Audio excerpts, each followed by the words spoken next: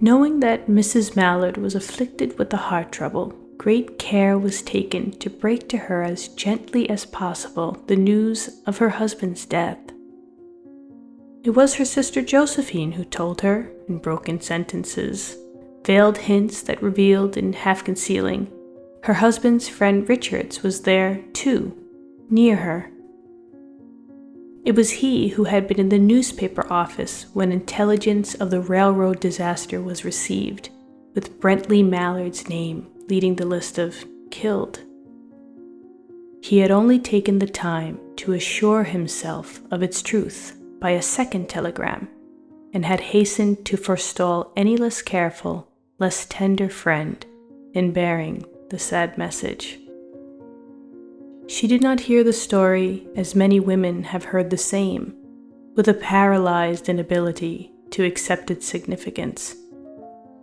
She wept at once with sudden, wild abandonment in her sister's arms.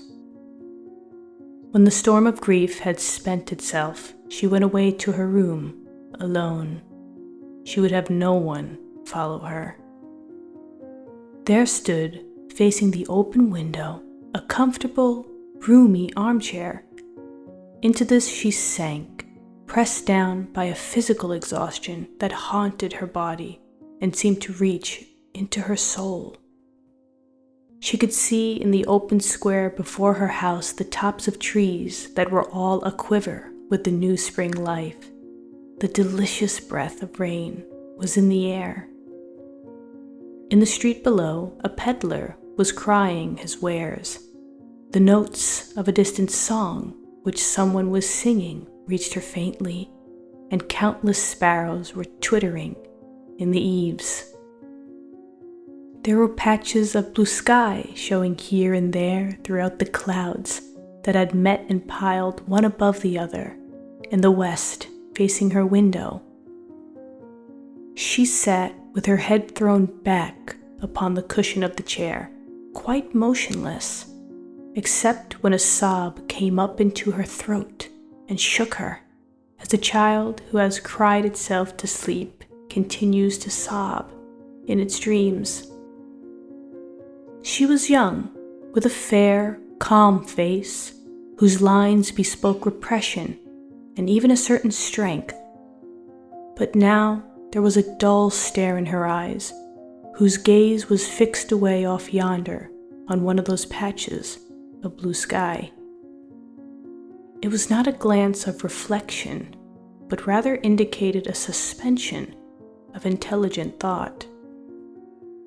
There was something coming to her, and she was waiting for it, fearfully. What was it? She did not know. It was too subtle and elusive to name. But she felt it, creeping out of the sky, reaching toward her through the sounds, the scents, the color that filled the air. Now her bosom rose and fell tumultuously. She was beginning to recognize this thing that was approaching to possess her, and she was striving to beat it back with her will, as powerless as her two white, slender hands would have been. When she abandoned herself, a little whispered word escaped her slightly parted lips. She said it over and over under her breath.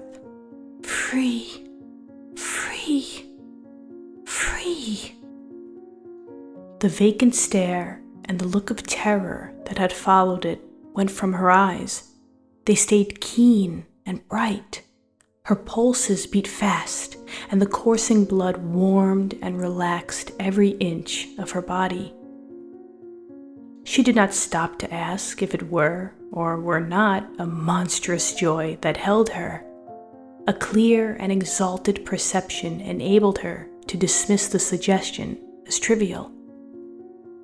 She knew that she would weep again when she saw the kind, tender hands folded in death, the face that had never looked save with love upon her, fixed and gray and dead. But she saw beyond that bitter moment a long procession of years to come that would belong to her Absolutely. And she opened and spread her arms out to them in welcome.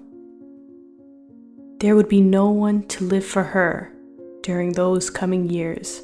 She would live for herself. There would be no powerful will bending hers in that blind persistence with which men and women believe they have a right to impose a private will upon a fellow creature. A kind intention or a cruel intention made the act seem no less a crime as she looked upon it in that brief moment of illumination. And yet, she had loved him. Sometimes. Often, she had not. What did it matter? What could love, the unsolved mystery, count for in face of this possession of self-assertion, which she suddenly recognized as the strongest impulse of her being? Free! Body and soul, free! She kept whispering. Josephine was kneeling before the closed door with her lips to the keyhole, imploring for admission. Louise, open the door. I beg, open the door. You will make yourself ill. What are you doing, Louise? For heaven's sake, open the door. Go away. I am not making myself ill. No, she was drinking in a very elixir of life through that open window. Her fancy was running riot along those days ahead of her, spring days and summer days and all sorts of days that would be her own. She breathed a quick prayer that life might be long. It was only yesterday she had thought with a shudder that life might be long. She arose at length and opened the door to her sister's importunities. There was a feverish triumph in her eyes, and she carried herself unwittingly like a goddess of victory. She clasped her sister's waist, and together they descended the stairs. Richard stood waiting for them at the bottom. Someone was opening the front door with a latchkey. It was Brently Mallard who entered, a little travel-stained, composedly carrying his gripsack and umbrella. He had been far from the scene of the accident and did not even know there had been one.